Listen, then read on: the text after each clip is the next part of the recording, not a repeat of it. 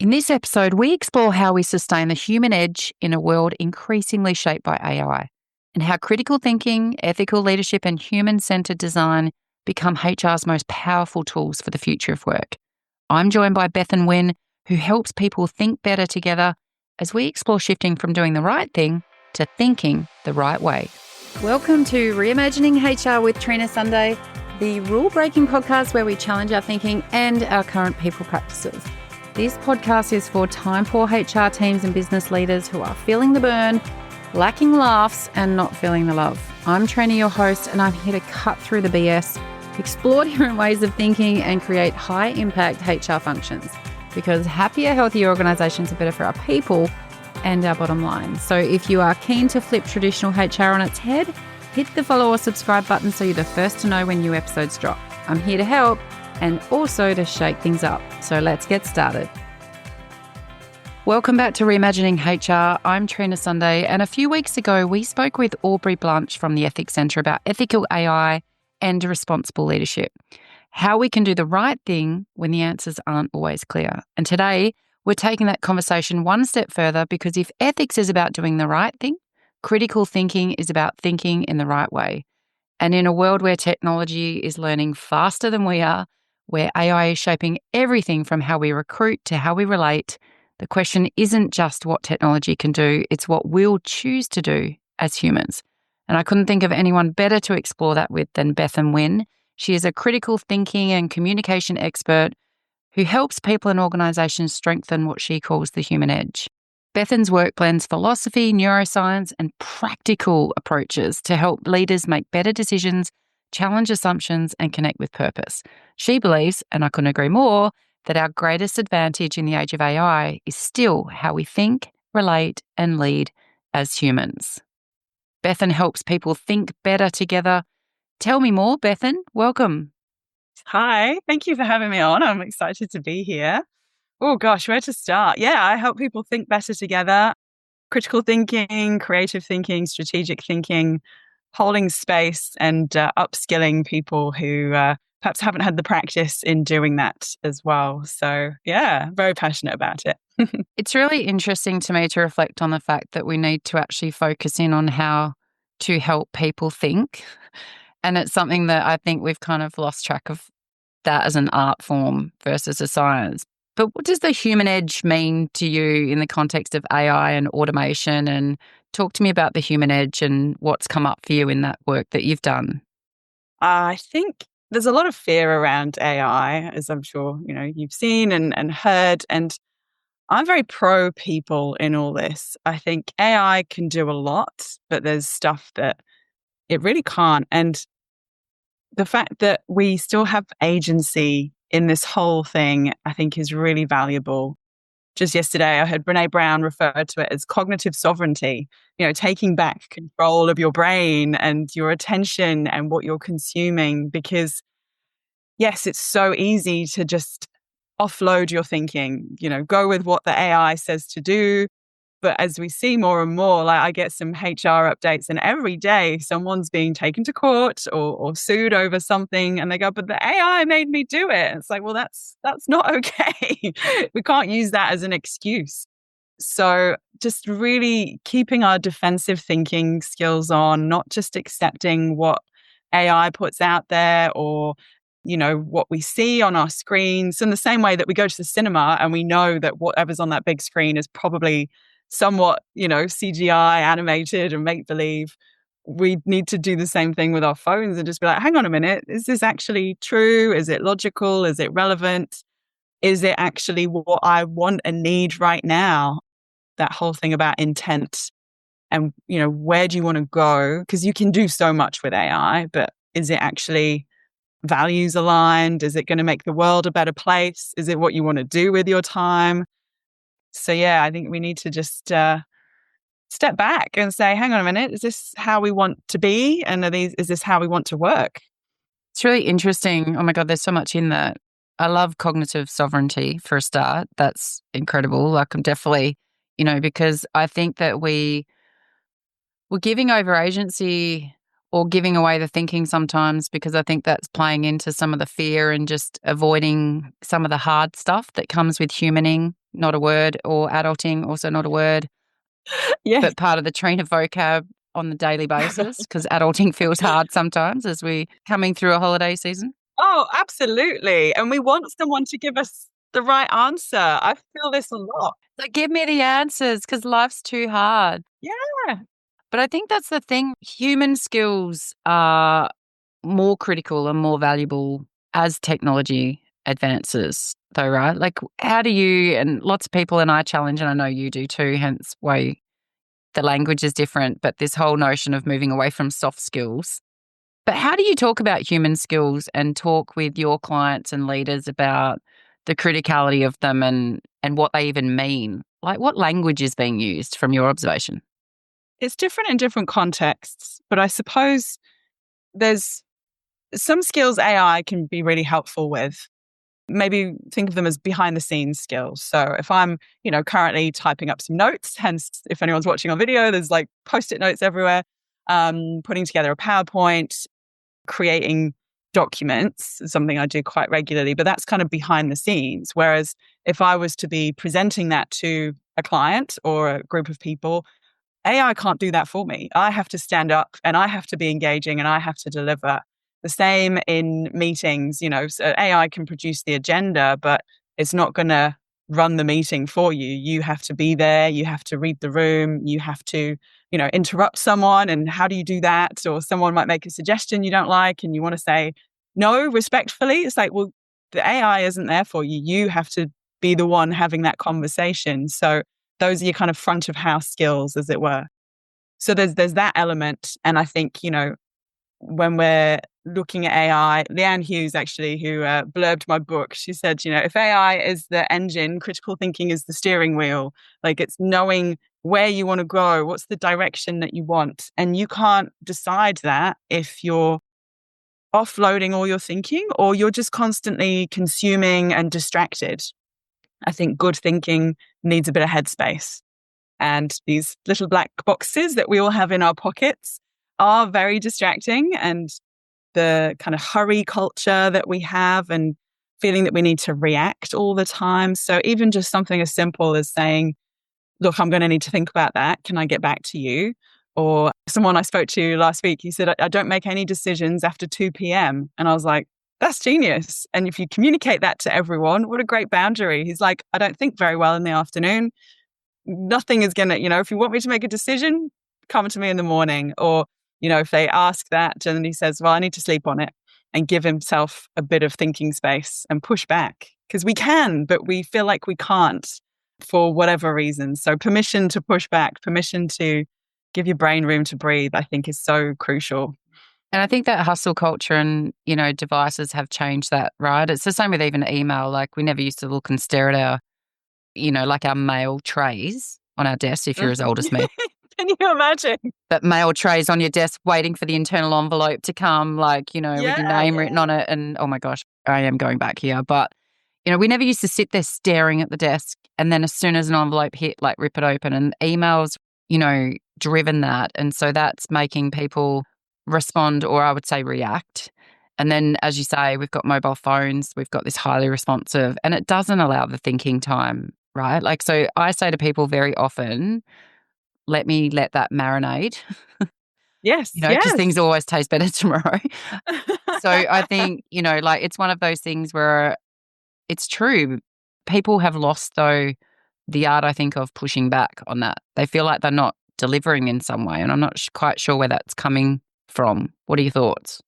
Oh, look, some of it is kind of culture based, kind of with a small c, in the workplace. I remember sitting with a senior leadership team a little while ago now, and they all got to this point where they agreed that email and using Teams chat was horrible for all of them. And yet none of them was willing to sort of, or hadn't up to that point, vocalize that and said, actually, this is incredibly stressful, because they had a culture of, it was a very kind of meaning driven organization and not for profit. So they all felt like they needed to all be on all the time. And if something was on your mind, you were welcome to send the email. And people say, oh, don't worry, you don't have to respond. And you go, do you know what? It would take all of 30 seconds to time that to be sent in the morning rather than 8 o'clock at night. because, if you're lots of people like me, if they're kind of doing this double shift of like working school hours during the day and then you might hop on again later. I'm like, actually, I'm not hopping on again later to look at my emails from stuff. I'm hopping on for something that I need to get done and I want to focus on. So it's kind of just being generous to the other person a little bit. But you have to have those conversations and say, hey, is this actually working? If I had Teams chat, like a lot of my clients do, popping up constantly, I would get nothing done. Yeah. So I don't have anything like that. And I really sort of get people to question how they're using it. Because if you really got to concentrate on your work, you cannot have things popping up and pinging every couple of minutes. It's just crazy.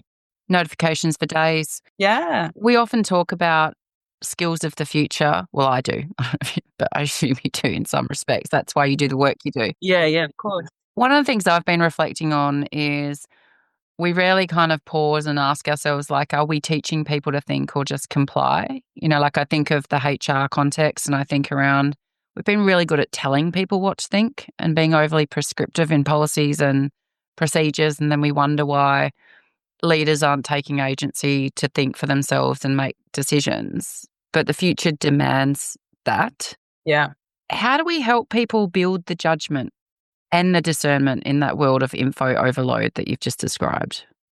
I think, as you were saying, they're like acknowledging how it's been historically. So an average, say, someone in their 30s currently, like young 30s, might be looking to be promoted into a leadership role. If they've come through the school system, like the kind of normal public school in Australia or the UK or America, they were taught to test. They were taught how to pass tests. They weren't necessarily taught how to think, how to learn. They're like, oh, I need to do an essay. I will write 500 words or whatever I need to do to pass. And it's almost like they were trying to, find the right answer to tick a box as opposed to explore and learn and research and think of something original.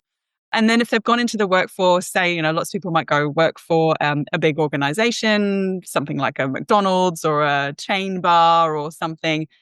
That is very much like, just do as you're told, like do the process, follow the guidelines. No one wants you to question how you flip a burger at McDonald's. They might then go in their degree. And again, there is more and more what's called scaffolding in education. So like putting boundaries and frameworks around stuff. You don't get to just go write an essay. You get put the topic sentence, evidence what you're saying, analyze that evidence, draw your conclusions, blah, blah, blah. So it's all very structured. And the same when they first start work. And then suddenly you go, boom, start thinking for yourself now that you're in leadership. But not always. It depends on the organization. Some places will just go, here's all the processes you need to know, follow the procedures, you'll be fine. But in places that have more flexibility and smaller places, they want people to take on that initiative. So it's kind of reminding them that they can do this and they can do it in their personal lives. So then it's bringing that kind of thinking over. And this is where I support people a lot in terms of just getting them to realize they already know how to think strategically. They can be creative. They can think critically, but they might just need a little bit of a nudge and a reminder and a confidence boost. Most people come away from a session, they go, I feel more confident and I've got clarity on what to do when I need to make a decision, when I need to solve a problem. And then once they've got a bit of a framework or step by step, they can use that to build their experience. And with experience comes wisdom and start to, tap into their gut feel, which is basically pattern recognition over years of doing something. So yeah, like it's all there. And I, like I said, I believe in people, I believe in humans, and I'm always impressed at how people will step up when they're given the opportunity. So if you want your new leaders to take initiative, to do stuff and take action, they need to know that they're allowed. So one of my main decision-making models, the P point, is all about permission. Like, what are the expectations of you? And is the person who is above you letting you take ownership? Because sometimes that's the challenge as well when you're micromanaged or, like you said, everything's like sort of prescriptive and you're told how to think, what to think. It can be very challenging to just, buck the status quo a little bit or try something new. And I think in the work that I do in terms of reimagining HR and trying to shift how we show up. I talk a lot around things not being one size fits all and making sure we have an opportunity to flex, because I do a lot of work in the equity space, and equity by design, not by luck or default. And that means designing for diversity, minorities, flexing to be able to meet people where they're at. That's misinterpreted as over customizing and it's going to create more work. It doesn't if we have critical thinking. It doesn't create more work. It's not additional steps. It's a different way of thinking about it. So for me, when HR embraces more heart in their work, there is more courage, there's more compassion, there's more connection, right? And so I often remind leaders that I'm working with that our greatest innovation is still the humans that we have and our humanity. So the technology, like you talked about in the beginning, can analyze and it can help with some of that back of house stuff, but it can't empathize. And so if we are working with humans, which is the core of my work, right? Yours as well, but for me directly with the people, if we are dehumanizing the way we're showing up, then Yeah, there isn't any thinking in there and we can't put humans at the center of our design. absolutely. So I'm keen to know what your thoughts are about that ramble. Yeah. Well, it's funny. I'm sort of making a few notes there as you were speaking because I feel like there's so much to unpack. But absolutely that, in a workshop, I'd say connection before content. If I'm talking to like education nerds, then it's Maslow before Bloom. So, Maslow's hierarchy of needs, we need to feel safe. We need to feel, welcome. We need to feel part of the group, whatever the group is, in order to sort of get to the higher levels. And then Bloom's taxonomy, anyone from education would be aware of. There's issues with it, but essentially it's kind of a hierarchy of thinking skills. And at the top, it's the stuff that makes up critical thinking. It's analysis, it's evaluation, it's creativity. But in order to sort of do that good thinking, we need to feel secure. We need to feel part of the group. So in all contexts, really, all parts of life, if you want people to thrive, then we need that kind of safety, acceptance, knowing that people see, hear, and value us in order to do the other stuff. And if someone comes to me and they're like, oh, we want people to innovate and we want them to try new things, I'm like, okay, what happens when they fail? And they go, oh, well, historically, they've been told off or sacked or whatever. And you go, right, you're never going to get creativity and innovation without some kind of failure. As it's a Ken Robinson, if you're not prepared to fail, you're never going to come up with anything original. So yeah, good thinking requires exactly what you're talking about, like that good grounding, that good safety in order to thrive. Where do you find that organizations are going really wrong with this? Like, what do you see that's squashing our critical thinking? We talked about policies and things, but what are you seeing generally that's a challenge for us when we're relying too heavily on tech and AI or just moving further away from human decisions? What are you seeing? Well, I suppose as you were saying at the beginning, that there's lots of pitfalls when you outsource your decisions, some more serious than others. I'm seeing a lot of people, if they're cognitively like offloading, so, using a note taker in meetings or getting AI to do the research or whatever it is, they haven't had the productive struggle, as it's called, to get to the end point.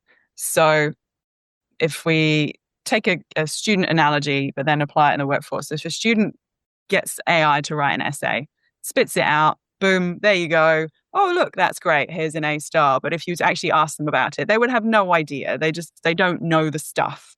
And in a workplace context, if you put that in the way of like, I don't know, writing a report about something, you go, cool, all right, that's great. What do you think? What are your recommendations based on this? And they go, oh, I don't know. So even in a very simple way, sort of letting, like an AI note taker in a meeting do it all. And then you go, oh, that's cool. There's a record of it. Yeah, but you haven't processed it. And I noticed that in myself. Like I have to still sit with my pen and paper, good old notebook, and write things out to really process it because there's no room to hide. You can't just go, oh, yeah, I know what you're on about. Like in consulting, you need to quickly get your head around what are the challenges that someone's facing. I think sometimes consultants are used to cognitively offload or have someone to blame. But that's less about the AI and that's more about people sort of trusting their own thinking, their own decision making, or sometimes not wanting to take responsibility. Perhaps that's a conversation for a different time, though. But yeah, I think when we take the person out of the process, it's fine when it works. But when things go wrong, that's when you go, oh, yeah, we didn't have a handle on that, or we missed that, or whatever it might be. Like you still need to get in there, get your hands dirty, and have that productive struggle with the things that are important, let's say. And I think I keep having the word connection come up as I listen to you talk there. Like, I think you got to connect with the struggle to then connect with the solutions. I think, like if you are not, I'm old school too in terms of like, I will not remember things if I haven't written it down with pen and paper. And there's a lot of neuroscience that supports that in terms of, knowledge retention and the impact of writing things down versus electronic devices. Yes, I know, right? There may be some confirmation bias in there. Yeah. I was in a meeting last week where I did get chastised, is the word that I would use, as being the only person in the room with a notebook, and everyone had, remarkables, is that what they're called? Or Oh, yes. laptops or, the tablets and all that kind of thing. And it was really interesting because people were trying to make a point that I was behind in the times. And it was a really interesting conversation and a great opportunity to kind of like just lean into that a little bit because it became a very good culture conversation because of the symbolism of like what it means to look productive and professional. So it went down a whole rabbit hole of like, and then behaviorally, like, why are you trying to single me out in a room? That's really interesting. Like, let's talk about that. So it was really Ooh, it was really yeah. helpful. It was really helpful because it was pointing out those that do things differently. But I think, sidebar, but one of the things with the connection that I was just thinking about is like, I think that people are not connecting to the decisions that they're making, or they're not connecting to the message that's going out. They're not connecting to the learning. They're not connecting to each other because there's a whole ether of gap between you and I on this screen. But the connection comes from like still trying to look each other in the eye and listening and, that kind of thing. And devices can get in the way of that. But I was really curious then around the last thing I was kind of thinking about was, are people actually then connected to the decisions they make? And you made a comment that people aren't trusting, you didn't use this language, but trusting their gut or trusting their decisions. Mm. I feel like that's getting worse. Do you feel like confidence in decision making is getting worse, or is it just looking different? It's hard to sort of put a pin on it and say 100% yes. Obviously, there's nuance in everything. But I do speak to a lot of people in all age groups, right, that struggle with decision making, which is why they often come to a workshop. But that story around they either lack confidence in their own choice and seek that kind of peer approval, whether it's a personal thing or a work thing or whatever. And we've always kind of had that wanting to fit in with the group, to fit with the norms of whatever culture we're in. And a lot of people, this won't work very well on a podcast, but I'll just explain kind of, I see a lot of this kind of messy spaghetti thinking. Like they don't know how to get out of a cycle of overthinking or anxiety. And so I say, well, if you've got a few questions that can kind of cut through that and either broaden your thinking or deepen your thinking on it and just help you figure out what's the next right thing. Like action is the antidote to anxiety. So how can you just break out of this messy spaghetti and do something, anything? And I say nibble rather than scoff, just those tiny incremental changes that help you push out of sort of analysis paralysis and find out more information, build your confidence. And look, I'm happy to admit I have a bias to action. I'm like, just bloody go and do it. And as a, solopreneur, most of the time, I can just go do the thing. But a lot of people are scared too. They're scared of other people's opinions. They're scared of getting it wrong. And a lot of our young people and, your kids, same age as mine, very similar kind of space, there is so much kind of protection and putting the buffers in the alleyway at the 10-pin bowling alley, like they don't get a chance to mess up and screw up, and they're more scared to because there's a camera everywhere all the time.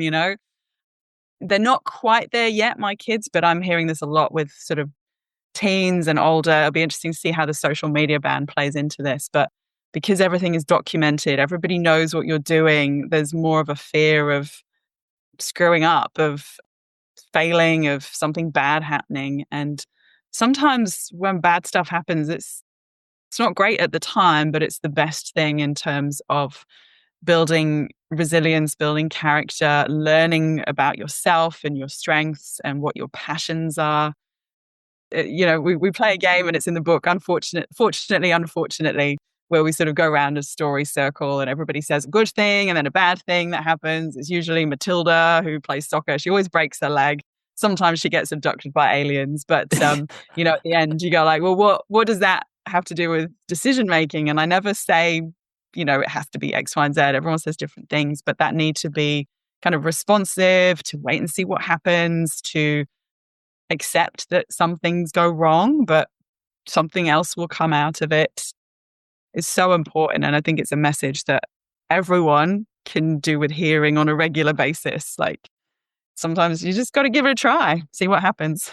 Yeah, and I feel like the culture of our organisations, as you mentioned before, doesn't support that level of it doesn't give people that grace. And I think that that's where I see HR having a really impactful role if they can work with leaders to shape that culture so people do feel safe and to question things and to be curious enough to learn. And learning Yeah. comes from growth of trying new things, right? That's the head and the heart being aligned in that.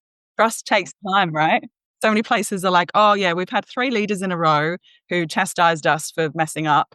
Now we want to embrace failure and innovate. And I'm like, okay, and all of you have been here how long? And they're like 25 years.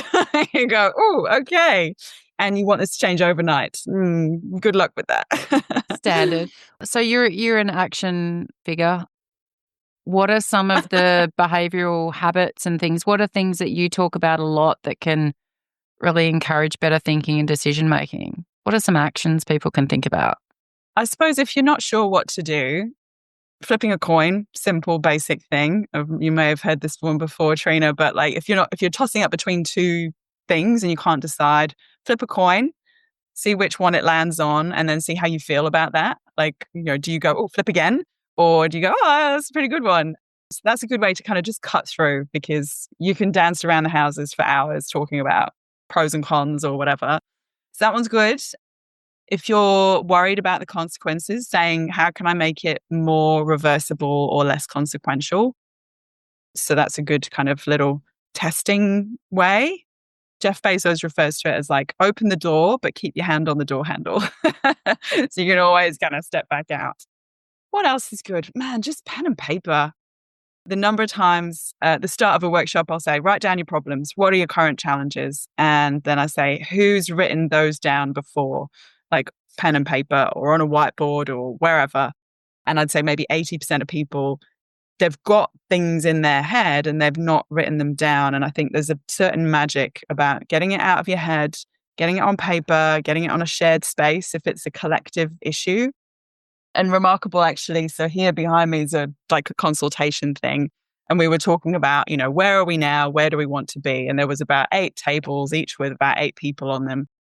And I was thinking, oh my gosh, I'm going to have 8 different versions of this, but they're remarkably similar in that people know what the issues are and they know where they want to go. And they've got great ideas about how to get there, but giving them just the space and time to discuss that, say those things that are on their mind, because, everybody's busy. Everybody's just getting on with the next thing on the to-do list. And you go, hang on, have you spoken to them? Because that would be a really good conversation for you to have. Easier said than done. I know, not everyone's got sort of time and budget to have an offsite or have someone come in, facilitate. But I think a good leader can do a lot with just, Post-it notes for everyone. I love a Post-it note. Love a Post-it. Write down your answers individually. So think, pair, share is often used, right? So write down your answers and then compare with the person next to you. And then let's see what what we've got as a collective.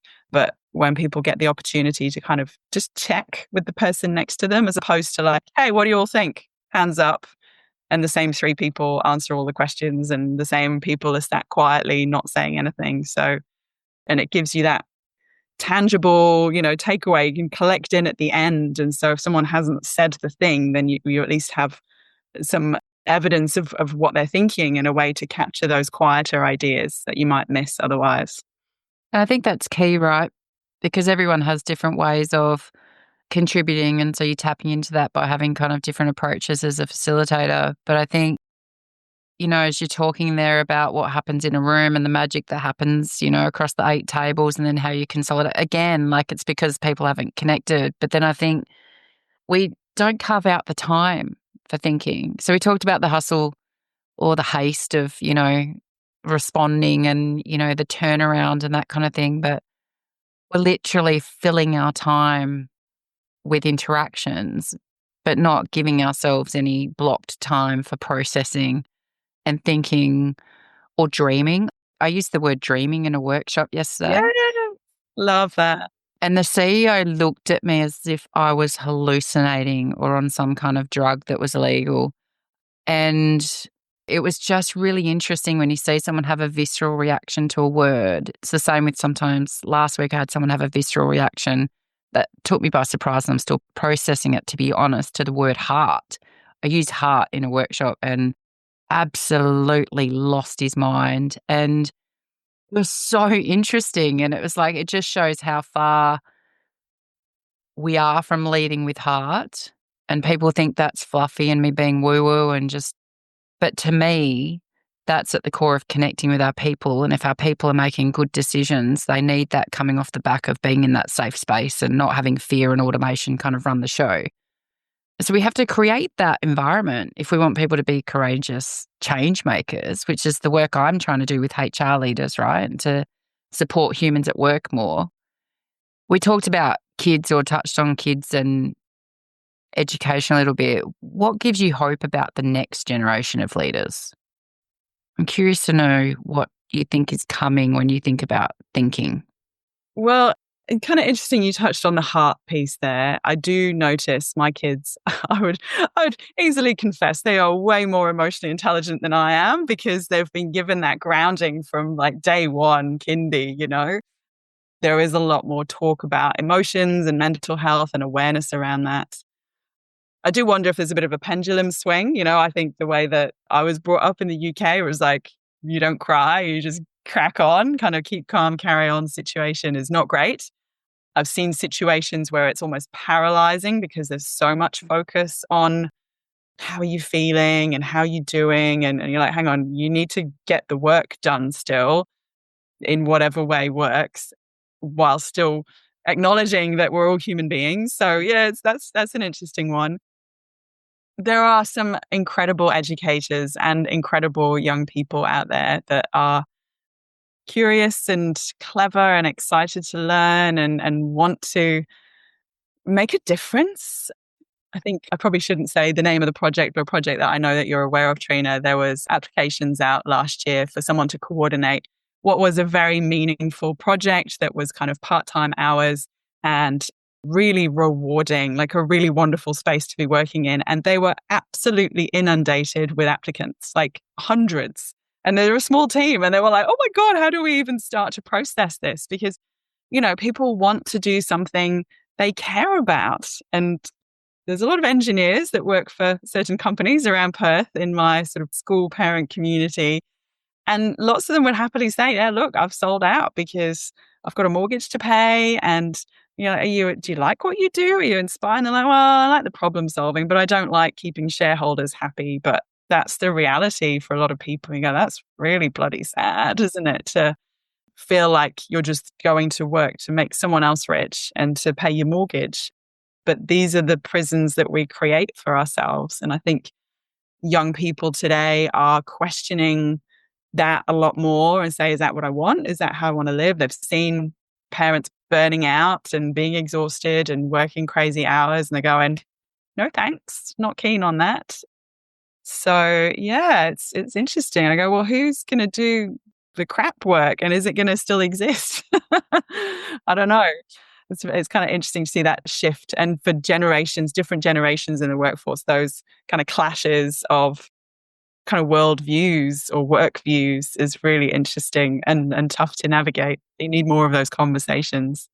I think all of that resonates with me. I think I'm feeling really hopeful though, and inspired that we do have a younger generation that, to be honest, seem to have more balls than half of our politicians. And I think that if we can instill that research or that critical element around people being able to kind of process all the information, because we also see a lot of crap, to your point, around like questioning what we see on social media and is that even real, and fake news, and it's like, no, Uncle T, like actually fake news, or looking at things from a different kind of point of view.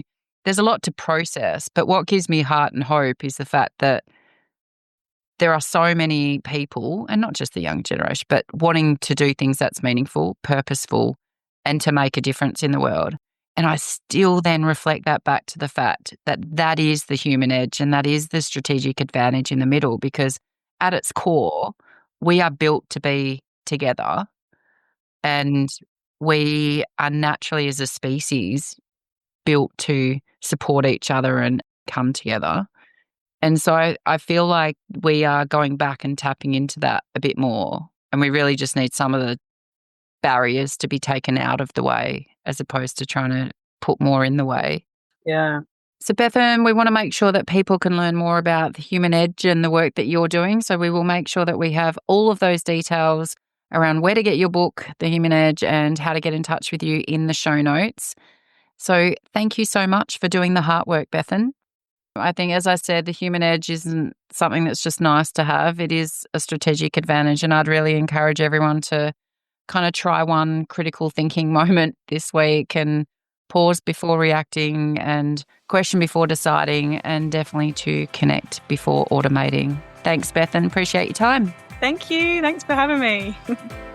Thanks for tuning in and leaning in to this week's episode as we look to reimagine how we show up for our people, organisations and community. Reach out to us via our website at reimaginehr.com.au with your HR horror stories or suggestions of people you'd love to hear from or topics you want to explore. It's all about people, purpose and impact, and we are here for all of it. Until next time, take care, team.